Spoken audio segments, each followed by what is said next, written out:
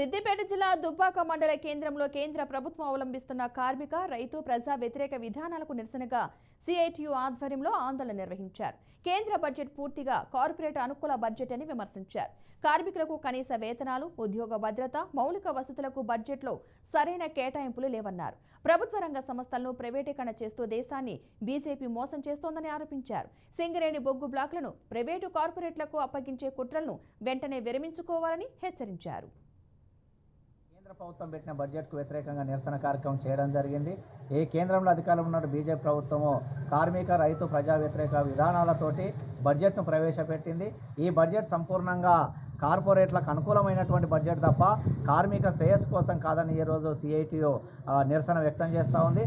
వారితో పాటు ఈరోజు అధికారంలో ఉన్నటువంటి బీజేపీ ప్రభుత్వం అన్ని రంగాల కార్మికులకు పెరుగుతున్న ధరలకు అనుకూలంగా కనీస వేతనం 26,000 అమలు చేయాల్సింది పోయి ఈరోజు కనీస వేతనాలు కూడా అమలు చేసే పరిస్థితి.